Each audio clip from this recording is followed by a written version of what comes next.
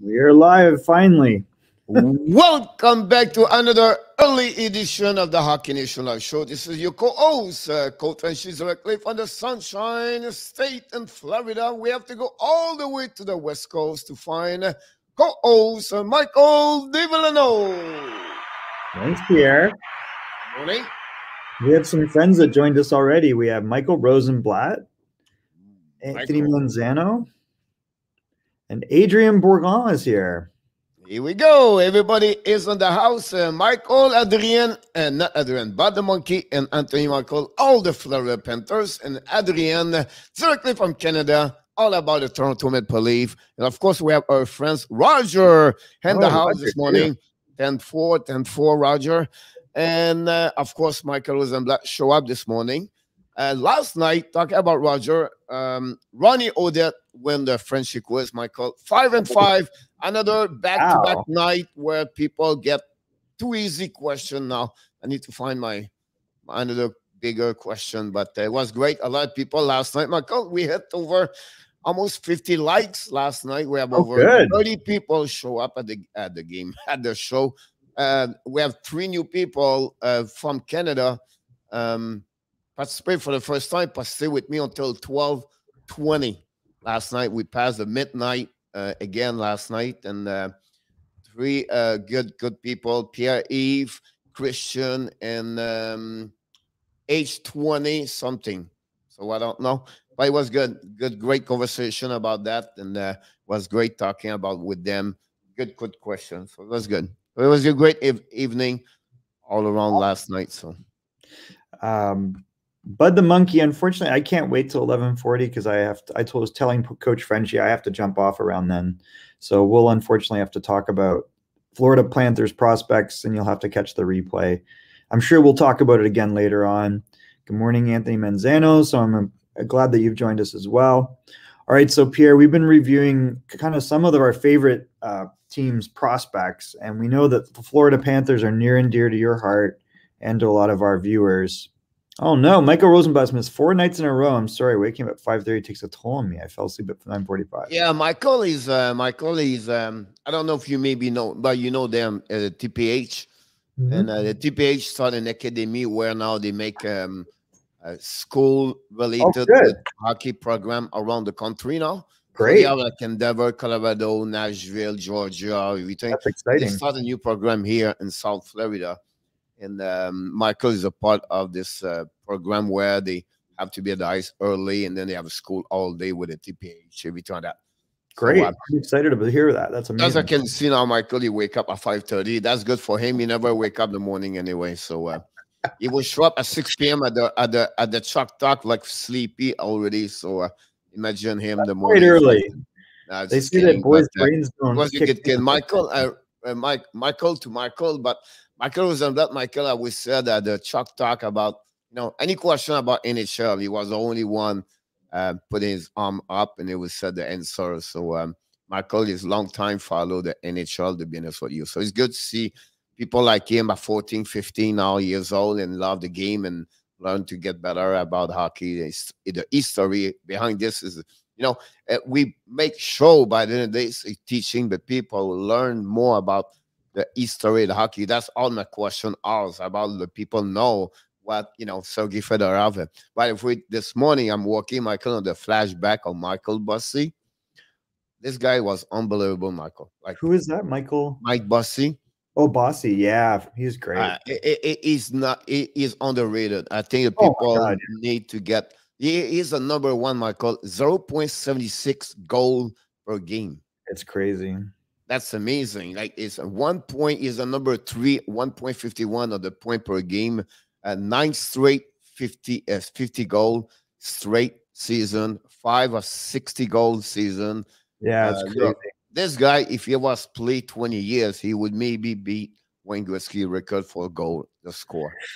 It was definitely possible, right? Like, he was such a prolific goal scorer, and it was weird. Like, I wonder if today that he had back problems, and if he wouldn't have had those problems today so much, like the treatments improved so much.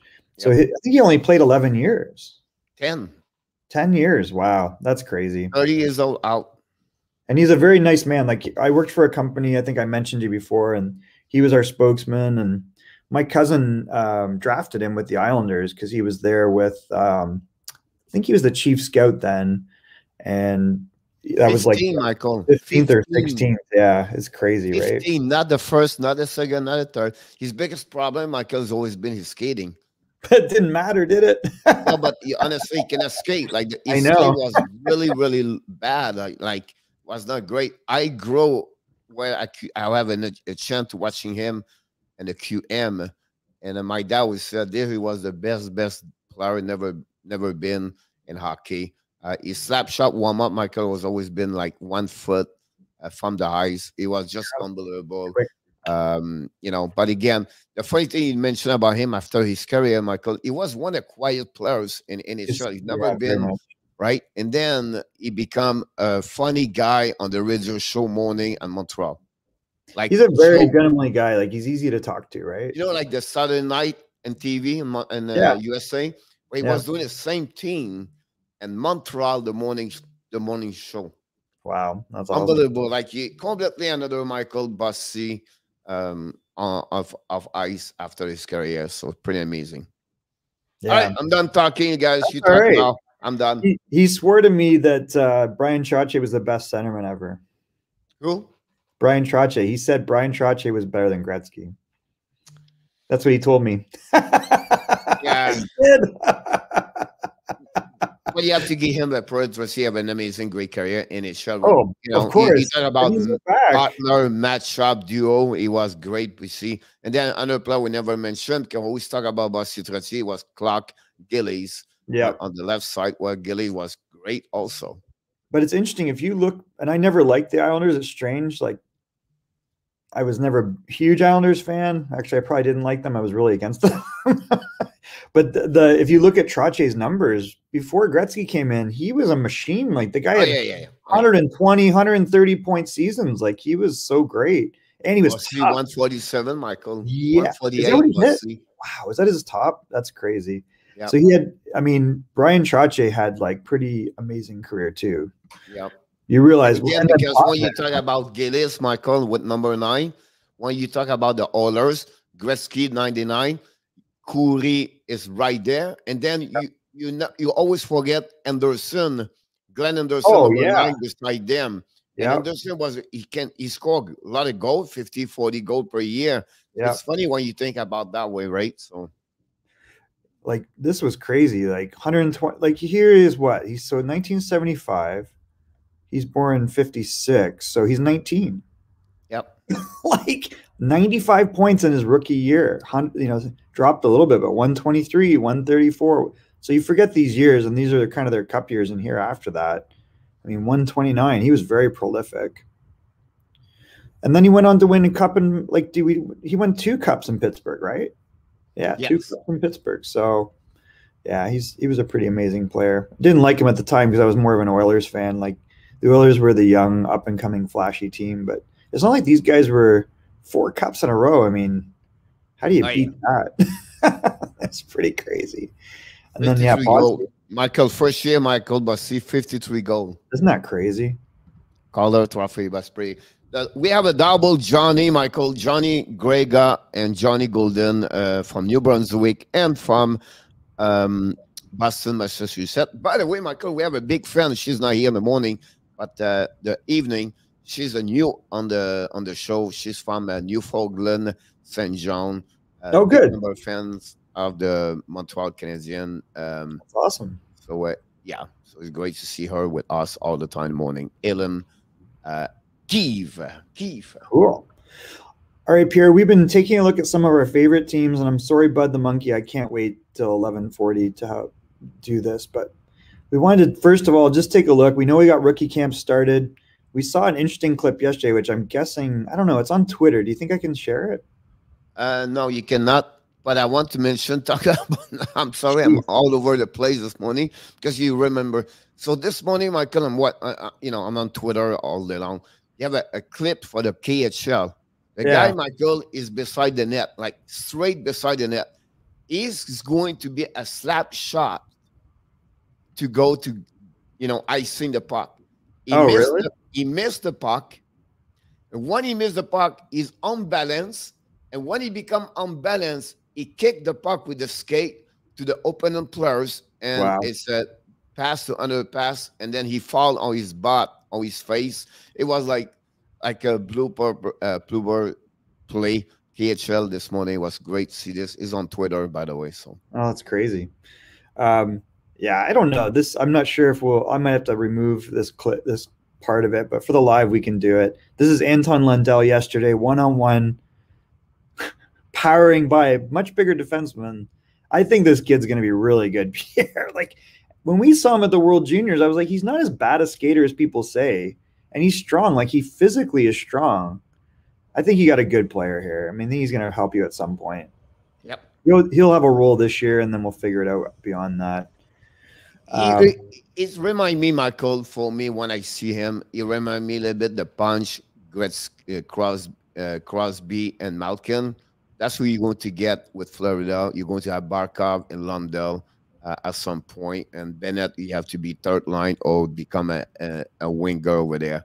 Not next year, but I'm talking about Lundell the next 2 3 years going to be that punch. It's possible, right? Like, if that happens, that's a great thing for Florida. Yeah. All right, so just quickly looking at some of the rookie camp rosters. The first one is the Florida Panthers, and I don't know if you know too much about some of these other guys. I've highlighted a couple guys that we want to talk about. Grigory Denisenko, we've been talking about him for a long time. Does he finally make the NHL, or is there just too many bodies in Florida? He's still blocked and the ladder of the Florida Panthers. He's still, you know, I mean, he become the fifth right winger for them, and that's the difficult time about him.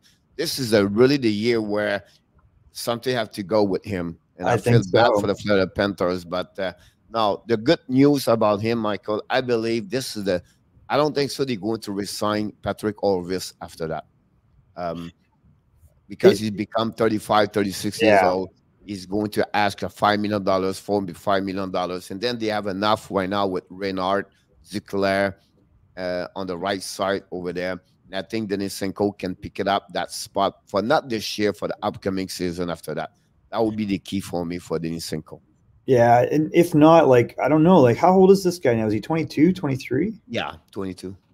So he's kind of coming to the end where people consider him a prospect. I think he's capable of playing the NHL now. I just don't know.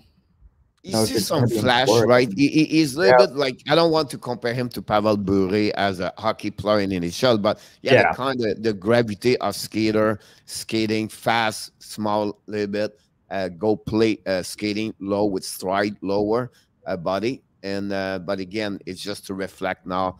A little bit. I'm always remind like Roslovic, or Varehi and Tampa, or Vasklo with the Russian Voklav, whatever his last name, for Tampa. Also, they're all moving to a new team, and when they go there, they produce, right? And that's what I think there is what happening with him right now. So, I mean, I think the good news is he's actually a 2000 birth year, so he just turned 21. So that gives you a little bit more patience. He's not quite that old. You could probably hold on to him for another year, let him play between the NHL and the AHL. He had pretty good numbers in the AHL, Pierre. Like, and he's got a cup of coffee down. Like, he had 4 assists in the NHL. So it's going to be interesting to see. Like, but you know, I think that's good news because him being a 2000 birth year helps. So maybe he's still got a good prospect here for a year. Yep. We'll go back to Lundell in a second. Just wanted to touch on Sarah Noel. He's a big guy. He had a decent OHL career. Do you see him playing in the NHL someday? No. It's over for him. It's now 22, 23. That old? Oh man, that went fast. Yeah. I'm guarantee he's over 22. Wow. That's crazy. I remember when you guys were so young. I remember him when he came to the rookie camp, Michael. He's maybe 21, turned 22, but you know what? I remember him like 3 years ago. He was there at the beginning when Yager with the Panthers, Michael. Just give you an idea what Sarah Noel. It's another one where he's the same birth year. He's a 2000. Yeah, so he's done 21. He's going to be 22 after that. So he's the same age as Denisenko. Really? Yeah. I think it was a little bit long. because that's a camp. Or maybe he show up and then Derisenko was not there the first year Yeah, at the rookie camp, because maybe. he's there for 3 years now with the camp for the rookie with Florida. So, I mean, this is actually good news because I was thinking the same thing. I think we look at him and he's such a big player and you expect him to make the jump, and he looks like he's been he looks like an older guy. Yeah. So maybe, but it's interesting. They have him listed the Charlotte Checkers. Has he been traded? No, it's the Charlotte Checkers have become the new American Hockey League, Michael. Oh, really? For the Florida? Panthers, and they share with Tampa Bay, and Okay. Seattle Kraken. So, he played last year. He only played 8 games, and I'm not sure why that was. Was he hurt? Yes, I assume he was hurt. Okay. And then the year before that, he was still in the OHL. So actually, this is still a good prospect, I think, Pierre. Hopefully that gives him a little bit more patience as well. The only thing, he's a big guy, right? But the problem I'm going to see with him, he's stuck in the ladder over there. He has too many right wing on that organization right now. So I don't know this player. Let me go back here for a second. He's obviously in the rookie camp. It's Jacob Leguire. Yes, a defenseman. It's a defenseman play. And I tried to get here. Let me check here. So he came over. I guess he was part of. He was part of the trade at some point. For who? They said Pacioretty. Is that right? Wow, it's weird. There's 2 guys with the same name. Was drafted by the Montreal Canadiens in 2019. Michael 126. It was straight to Vegas with Max Pacioretty. Okay. So he played for the Sioux Greyhounds. He was an assistant captain there. So I mean, he's probably with OHL, if I can recall it. Yep, with the Sioux Greyhounds. Interesting. He's a 5th round pick. I don't know much about him. Trevor Wong, is this a player that they think is still a prospect for them? Like, is he? No, he's undrafted in NHL. He's playing the WHL. He's a 5'7", 5'8" player. The guy is like a Chinese guy, honestly, but he's really funny to watch. Like, he's a little bit like Rico Grimaldi. If you want to compare him, pretty type of player like him. If you look on his elite prospect, you're going to find him like 5'8", maybe. Yep, 5'9". You put him 9, but I'll be honest with you, he not look like this. Oh yeah, for Cologne, I remember this. He was a pretty good WHL player. Yeah, but the guy, when he play Michael, he have only one speed. It's only on the same speed all the way, caught in the corner. He's 6'5". He's going to jump in the corner. He's funny to watch. He's a good funny player like Grimaldi to watch him. So he's young. He's only a 2003. Yeah, but he was not drafted. So they invite him to see what he looked like. It would be interesting to watching him. Is this the same player? Am I mistaken? He's only 154. Check. Is this because there's 2 Trevor Wongs? Let me go back here. Well, he played for Kelowna. That's the same guy I'm talking about. I'm kind of surprised though, Pierre, because he's a 2003 birth year. So I guess no, he's not 2003. He's 18, so he's like 2003, 19 this year.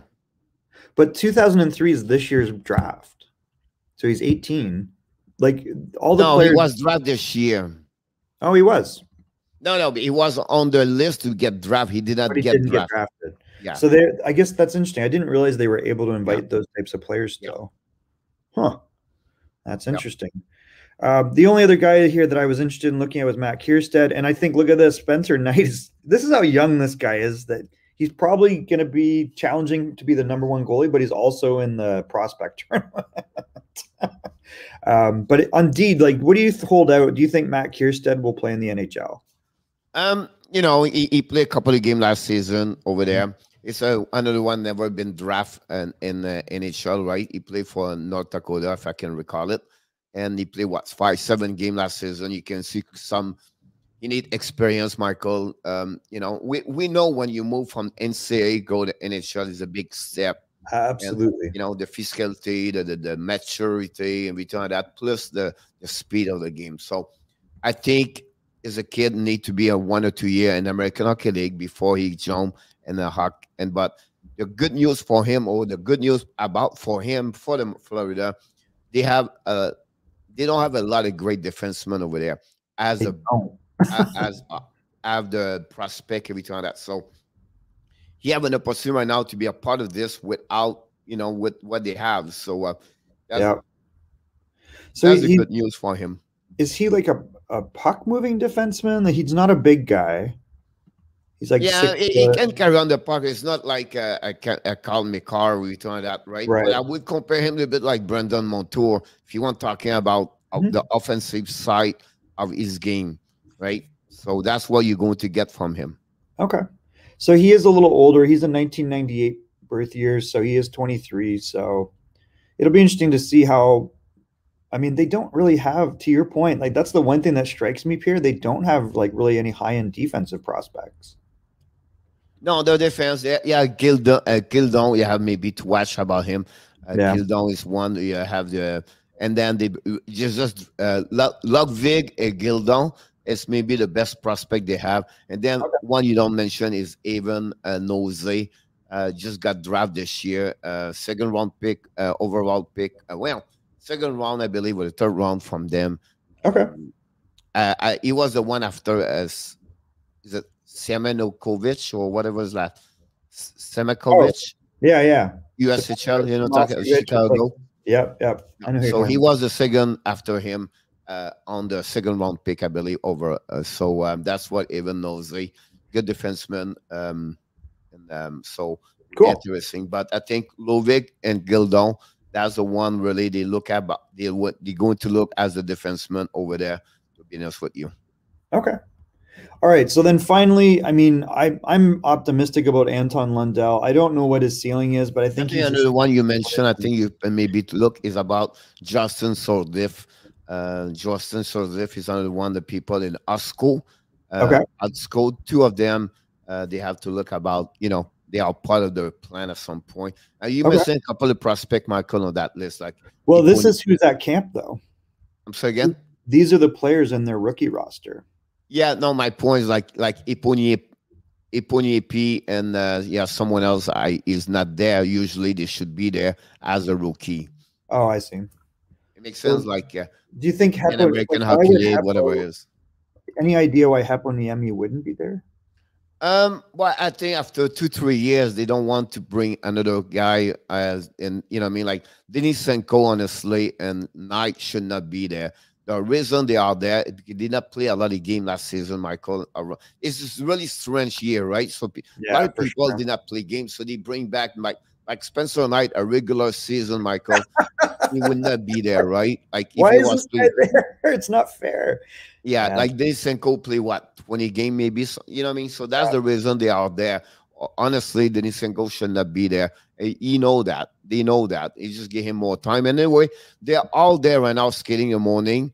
Like the veteran on the ice right now, the morning, and then after that, the rookie jumping. So that's think about this. Spencer Knight, I think, is a 2001 birth year. Yeah. Like, that's how young this guy is. It's kind of crazy. All right. So we have about 20 minutes left. I think you want to talk about Lundell, so you can talk about it. So Lundell, I mean, what do you think kind of top 9 this year? He's going to be the one really, I see him make the roster now. Now it could be the really spot where the Panthers should put him is the third center of the team. Now the experience, return that could be a problem. The cover, zone defensive, zone coverage, return that. So he maybe drop a 4 at some point and bring HCRT sometime up. But I think Lundell is going to be part of their team. And they will maybe protect him like maybe a winger or something like that. I don't see him play every game, but it would be interesting to follow him anyway. But he have an opportunity right now to make the team. I agree. I think he, coming out of his draft year before COVID, in my opinion, was maybe the most NHL ready player in that. I think that was the Jack Hughes draft. And I think that he's only gotten stronger. So I think the time has actually helped him probably. He looked really good at World Juniors. He's played against men in professional. It was maybe my other like Zegras, Michael. Yeah. And the kid from Canada who is it B-Ram or someone from Canada was really good last season. He was always compressed Zegras is someone from Canada. I'm not remember anyway. But well, there was Cole Perfetti, I think, in that draft, right? What? There was Cole Perfetti. There was No, the center have a lot of points. In this draft or his draft? Oh, they played for Team Canada last season. Is it Cousin? Oh, Dylan Cousins? Is it him having the most points for Team Canada last season? Yeah. Right? Yeah. It was the first line. Anyway, well, my point to you, I think for every player was in the World Championship last season, I believe Lundell was the most close to be a regular player in NHL by the physicality, the big side he is, the controlling the puck, the play how he played for Finland. I believe he was the most close for me. Make the NHL. If he, you know what I mean, have no COVID or whatever it is, I think he could jump right away and play NHL. That's what I thought too. I agree with you. I think for me, it'll be interesting watching him. Yeah. All right. That was the point. Yeah. No, that's good. All right. I wanted to take a quick look at Tampa. So 2 players here that jump out at me. One, and they're both Everett Silvertips. So Gage Goncalves was a 2nd-round pick. He was our leading scorer. He makes the jump. He'll play in the AHL this year. I think Gage is a very skilled player. He's really smart. He's got decent size. And, this might be one of those players that's very understated for Tampa. And I could see him being in their lineup in the next 2 or 3 years. The other guy that was, I think, I want to say the 2nd last draft pick, or maybe the last draft pick in the NHL draft, Pierre, is Niko Huanatan. And he was in our import draft for Everett. He was our very first pick. I'll be honest with you, Pierre, when I watched him practice our first day, I was like, oh my God, we made a mistake. Because he's a big kid. I think he's a little heavier than he should be. He's not an amazing skater, but he can really shoot the puck, and he's physically tough. And I'll tell you, I think he's going to have a good year with us. He looks like he'll actually be pretty good.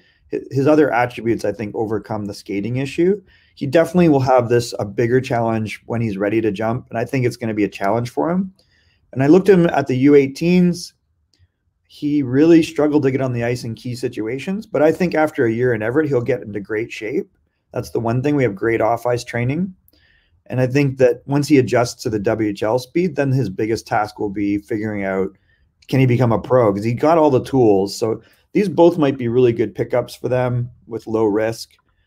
I don't know are there any other players here that you see that kind of jump out at you? Oh, Jackson. If when you look at that list, right, you can see Tampa Bay don't have a lot of great prospect as like the first one pick or player like, oh my God, this, you're going to remember those names because it was the top 10, everything like that, because they never have that chance or they trade their first round pick for the last couple of years. That's normal when you win Stanley Cup in what you do, right?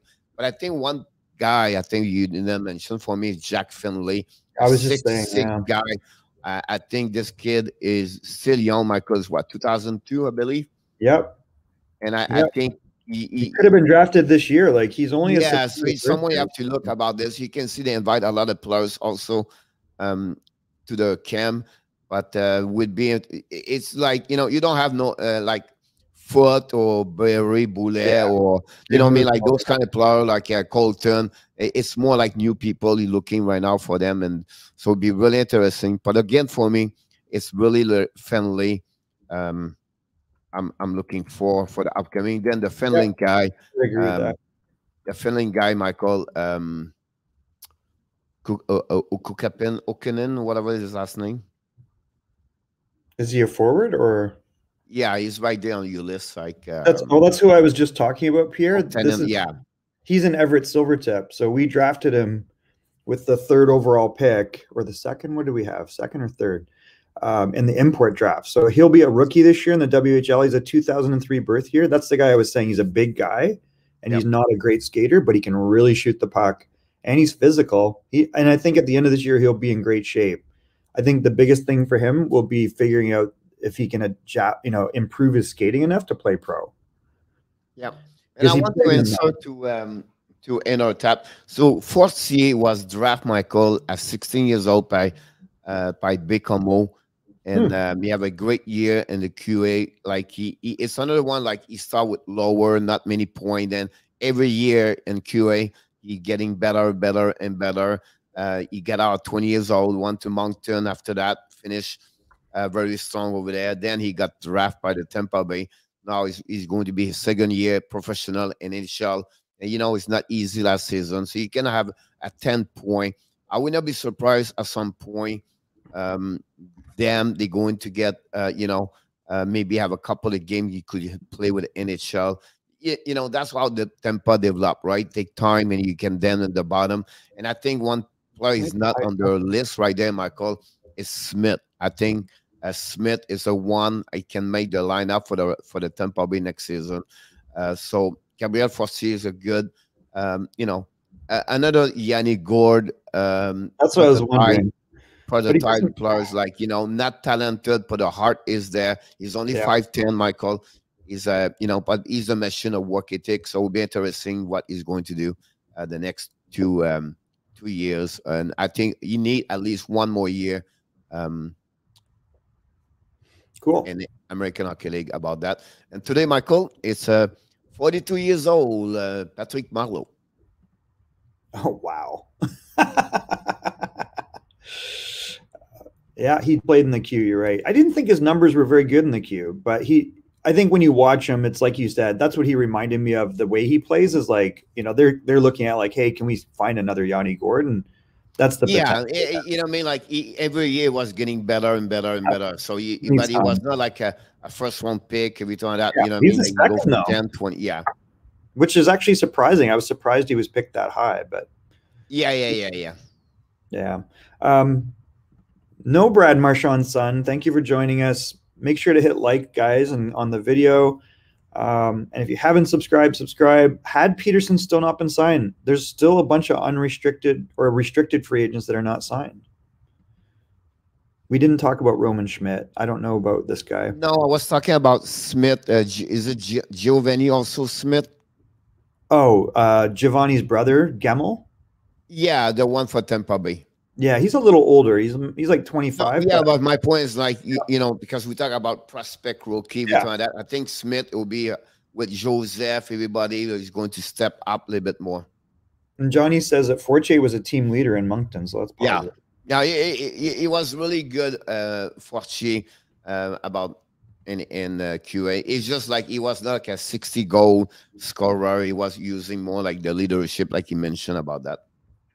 Oh, now Bud, we already talked about Florida, but just if you want, I'll put the link in the somewhere. I don't know. I'll put it on maybe Facebook later, but you can take a look at this. We talked about Denisenko, Lundell. I think Sarah Noel, just based on his age, is still a prospect for them. Trevor Wong went undrafted, and really how thin they are on D. Kearstead's a lot older. He's in 98 birth year, so he's 23. But I don't see a lot of exciting things going on D. But they do have some decent forwards. And then Spencer Knight, because he's only a 2001, is playing in the rookie tournament. So hopefully that's a good little recap for Bud. Just mention to enter tap. Fortier is not like Gallagher is smaller. He's a 5'9", max 5'8". Fortier a little bit bigger. Yeah, but he's a prototype like him in NHL, but in American Hockey League. For you, he's 5'10", so a little bit bigger, a little bit more. But the thing about Gallagher was he was a huge point producer in Vancouver. Like you could see the guy's gritty, but he's also talented. Like he has a high offensive skill. We traded him, by the way, Michael, last night. Did you? I looked at who you could trade. I traded him in Colorado. Well, maybe he would be a useful player in a lot of places. I got Baron. Oh my God, for Gallagher? Yeah, but another one we put like a package deal with that player. But I think Michael in hockey, and you know, it's like I think more I do show. I'm starting to learning more fun things to turn option perspective. The window of winning a Stanley Cup, Michael, an average about 1 to 4 years. Right. That's why Tampa's doubling down. And that's it. That's it. Colorado, Michael, is on the verge right now. Maybe 2 more years. It's maybe over after that. Or 3 more years. That's it. And I think a player like Gallagher can bring that kind of quality of this. And another player, you know what I mean? But my point to you, they have a lot of defensemen over there. They can they do. trade. Justin Barron, Bo Because Montreal is missing a number one defenseman. And the only way right there can make a difference right now, I feel it's Gallagher. And, and I believe it will be a player they need. I agree. Imagine him on, I think, honestly, I'm worried about their second line center more than anything, but I guess we'll see. They're missing a depth players over there. They're missing a couple of pieces to helping over there. They got a little weaker. Be hard, Yep. The window's is 2 to 4 years for sure. Although you look at Tampa, they had a lot of guys bunched up around the same age, and they're trying to do that in Detroit with the Yzer plan. And then it goes all the way back to 2015. So they had a big 6-year run, and they finally got 2. So I think it's there, but it's definitely not like, a decade. It depends how quickly you can assemble that group. It's really interesting. All right, so it's weird because I can't find the full roster for the Carolina Hurricanes. However, they have some really interesting prospects here. Seth Jarvis, Pierre, is going to absolutely just keep getting better and better. He's drafted like 10th or 11th for them in his draft year. And he was kind of like an afterthought on Team Canada. He's better than people realize. He went to the AHL last year and he got better and better, and he was smashing people. He's not a big guy, but he's super talented. So I think Carolina's got a great player here. For all the depth they have on their main roster, to have Seth Jarvis on top of that, like this could be a Braden Point type player, Pierre. That's how good he is. This is a guy with he's not big, but he plays gritty. He's fast. He can do things at high speed. He's a great playmaker, and he can shoot the puck. So I think that this is like a guy to keep in the back of your mind. Like, I think he's going to have a hard time. Well, he may not. It'll be interesting to see. Can he make the roster this year? They've got expiring contracts after this with Nito Niederreiter, for example. I could see him taking Niederreiter's spot in a year because he looks like he could step into the NHL right now. They have some of their other high draft picks. Dominic Bach, we've seen for Germany. Jamison Reese is another forward prospect. Ryan Suzuki is ranked like 6th or 7th amongst their prospects, which I think is really interesting because I don't think Ryan Suzuki's far off from Nick Suzuki. He's a little bit bigger. He doesn't quite have the same shot, but he's got a lot of really good qualities and characteristics. So these are like 4 pretty dang good prospects for a team that looks like they're in contention for not just the playoffs, but maybe the Stanley Cup. And it remains to be seen how their goaltending changes work out, but this is pretty impressive. Bobby Orr Jr., I'm confused by this. Do you know the story of this? He's a 2003, and I think let's see. So I'm trying to figure out, he's a 5th round draft pick, but I don't think he's related to Bobby Orr, but it's interesting. His name is Bobby Orr Jr. Have you seen this player? He's a defenseman. He played for the Halifax Mooseheads in the Q. Is he a defenseman or forward? Oh, he's a centerman. I'm sorry. We wish he was a defenseman because then that would be a much better story. 2003 birth year, 5th round pick of the team. So that's an interesting player to watch for them just based upon his name alone. Yeah. And all right, I want to look very quickly because we only have about 5-6 minutes, and then I unfortunately have to jump. Nashville Predators. The Predators, I'm not sure about this prospect group. The one player that's on there that's very good, Pierre, is Tomasino.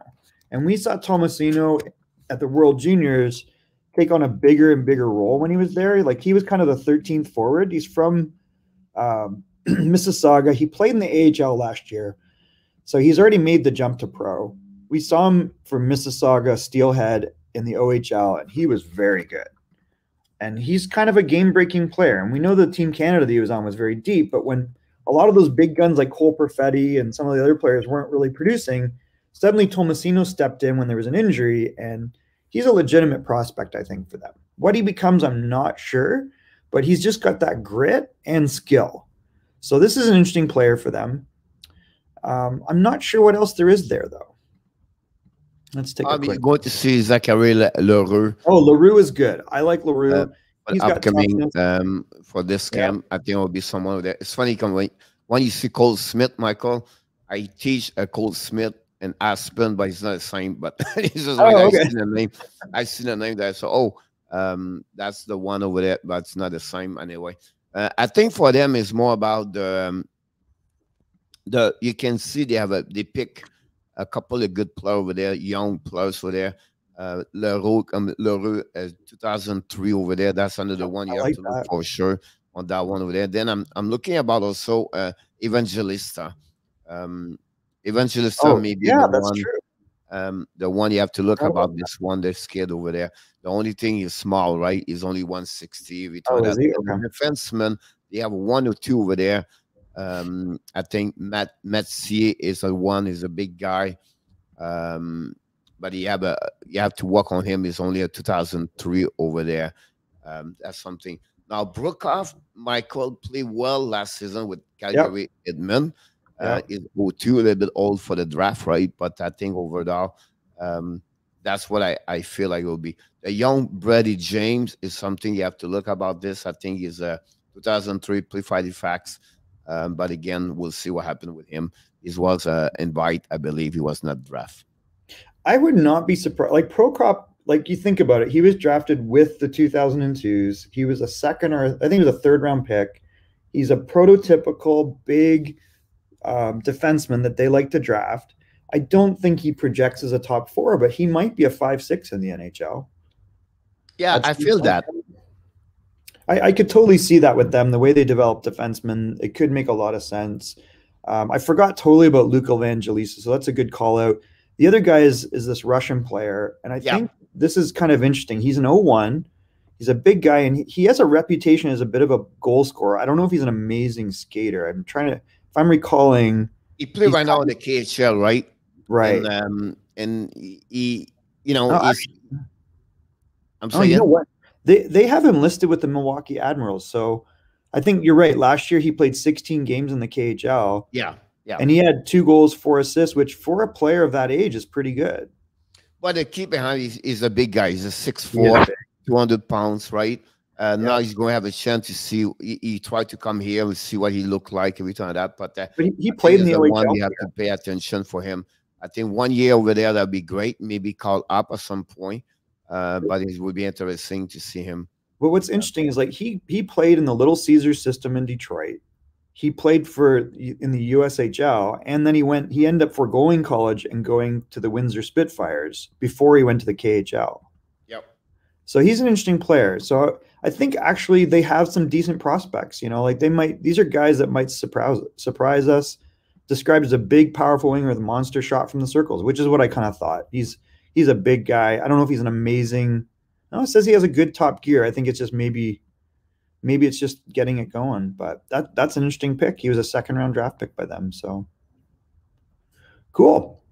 All right, Pierre, I really appreciate your insights on everything. I don't know if you want to continue talking to people. There's a lot of comments in here, and I can. I'm just going to jump off, unfortunately, because I have to jump on a work call. But appreciate everybody joining this morning. Do you want me to leave you on, and I'll try to cycle through the comments? I can answer a couple of questions they have right there. That's no problem. You talk about Rob Ramage. Yes, Rob Ramage is a scout development for the Montreal Canadiens. We know already Norlander is going to be with Montreal, or he's going to be back with the Front Luda team over there for sure. Good morning, Dan. Welcome aboard. Don't forget, everybody, to click on the likes. Tap John, yes, we'll see how badly he won Montreal, what he is made up of. I think they will see what he look like at the camp, at the rookie camp. They're going to carry on him on the training camp, the Montreal one, the next couple of weeks, about next week, and see after that if they would take a decision. They cannot keep him, in my book, as a defenseman number 8.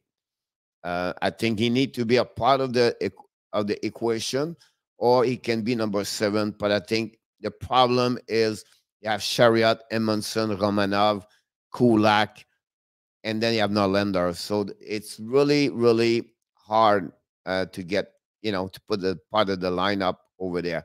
But for me, it could become the number 2 power play as a defenseman on special team. So we'll see what he look like, to be honest with you. Like he said, it does not work. They go back in Sweden, have one more year with a bit better, stronger defenseman over there, and get a maturity to play with men. I think that we're helping him at some point. For the Spurgeon point, he's getting better. You know what I mean? Like he stepped up, and that's the reason why Rensselaer is out now. They feel like the 4 players right now. They have Kolikoski over there, but Spurgeon become one of the top 3 best defensemen for the Minnesota Wild. Took a time, but he's not a big guy, right? He play another puck movement guy, moved the puck very well. His offensive is not too bad. I feel good about him, to be honest with you. I wonder how much it sucked for Quebec fans when the Avalanche won their first year. I think that the team was struggle on the marketing, everything like that. So the real fans, they feel bad about that, right? The winners, the people from Colorado Avalanche fans over there, they got a new team and they win right away. So that's the reason. But I think in Quebec, they never come back to find another team they can go over there. Obviously, they struggle at the end of their exist in Quebec. If you are a Wild GM, how you approach Kaprizov's situation? At that moment, they cannot do more. The camp is the money and everything is the Kaprizov camp anymore. So they have to decide what they want to do. You know what I mean? It's another way where that for me it's like this way. You know what I mean? Give him $10 million and get him 1 year. How hard I'm going to be with him, I will be like this now. You don't want to be happy with $9 million for 5 years. I'm going to give you $10 million 1 year and prove to us you deserve that kind of money. And prove to the rest of the NHL you become a 40, 45 goal scorer in NHL. If that's the case, we're going to give you an 8 year after that. My concern is about, do you really want to play Minnesota? Do you really, and like any other players, do you want to play that team, or you just play for the money? On my point right now, Kaprizov is looking for money. You get $9 million, $45 million for 5 years. You're going to be 29 years old. You're going to have another great contract after that. What do you need more? More bottle of vodka in your fridge? Come on, play hockey. Don't worry about the rest. So for me, I have a difficult time with that part. Could Nylander go back to Sweden and come to Montreal partway through the year? Johnny, not really. The only way you can see this is the playoff time or hockey finish earlier. And then after that, he can come back after that. But you see him like in November, December, back and forth, whatever it is, you're not going to see this. So he's going to start here, or he's go back over there, and then he can come back when the season's over. He can come back to play after that. With the Laval Rocket example, he can, because the contract will be done over there, so he can come back and play an American Hockey League or the Montreal Canadiens. That's what depends what the situation with the Montreal Canadiens at the end of the year. John, I don't think so until the season there is end. Yeah, exactly. No. How long does Kaprizov RFA says? And he's only 24, turned 25. I believe in my book is 2 more years. So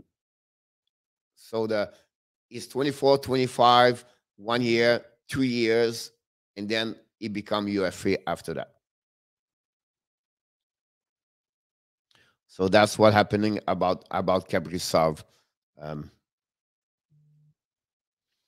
Well, you know, at the end of the day, with a Russian and the Predator, the problem with him right now is more about, like I mentioned, you know what I mean? Like, do you really want to stay with Minnesota Wild? That's the biggest question about that. The showcase started in a couple of days for the Florida Panthers. Will be interesting, like Michael said, Lundell to follow. You know, the Florida Panthers at that moment, like I mentioned last night, 8 years, $10.5 million. That's what Barkov is going to get. Worst case, $10 million. He's going to get an 8 years contract, and I think that will be mentioned the next couple of days. I would not be surprised. They will go through the showcase, and then you're going to see this during the couple of first days of the training camp. I think they will celebrate that, and to put this, you have a specific time. Maybe when they welcome everybody, go back a game in Florida, a preseason game, something like that. I think they would make a little bit a splash with that contract for the Florida Panthers. It will be interesting to see that. But that's what I believe. This will be confirmed and officially confirmed before the season start. And the 8th year, it will start only 22, 22, 23, not start this year.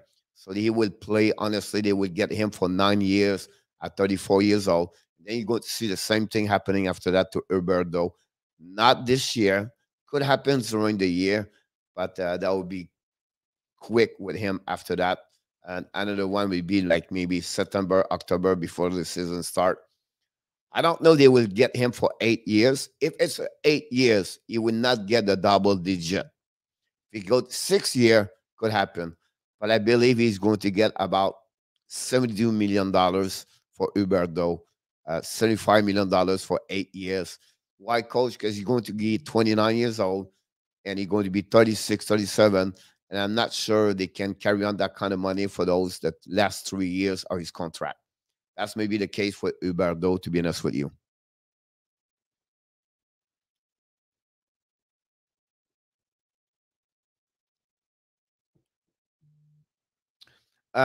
For the team, it's going to be a great deal because now Huberdeau is going to be 35 years old, right?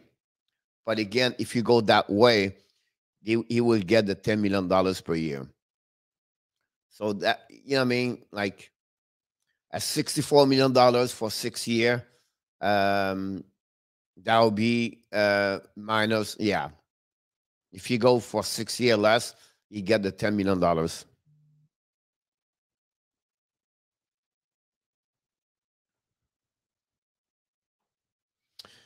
Well, the Tarasenko deal is coming now to be at the end, or it's going to be the side. I feel right now it's not going nowhere. I feel the St. Louis Blues is going to start with this. It looked like the storm is getting quiet now. The storm, you know, he practices around St. Louis right now. He's with a teammate, if he's on that. And I think right now the water is coming down, and now they will see what happening at the beginning. Now, can he get trades during the season? Can he get traded at the trade deadline? Could happen.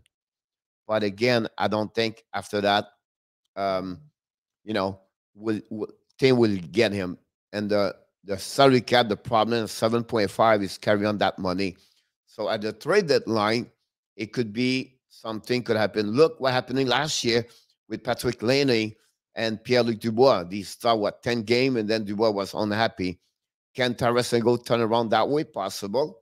But I believe they have a good conversation between Greg Berube, Tarasenko, explain to him what their expectation, explain to him, look, play 20 game, see what they look like, and go from there. So I would not be surprised if start the season over there. But you're absolutely right. If they trade him, it have to be something, pick up some money over there for sure.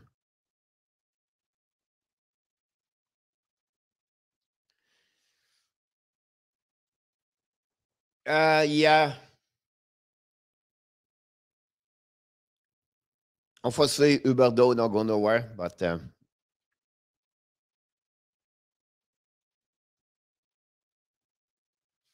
yeah, that's happening, Johnny, about that one over there. Usually, you can get some call up. You can see also some player they have no contract, right? And they move back and they come to the NHL. A lot of player from KHL does it. I don't say he will, but that could happen at some point. Um, they come back and they do that. See, they come at the end of the year and then they come back with their team. They have the rights, or they're looking maybe to get pick up by a couple of teams from the NHL. That's happened a lot of time to have a boots for the playoff, everything like that.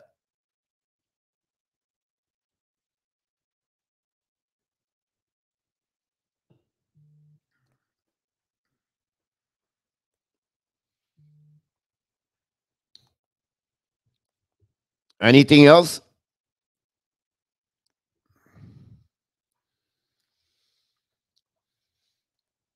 If not, all right, Buddy Monkey, have an amazing, great day at school. Everybody else, we wish you an amazing, great Wednesday afternoon. I'm going to see you tonight, 9 o'clock p.m. for another Power Play show. Caulfield came after the NCAA season. Yes, Johnny, about that one over there.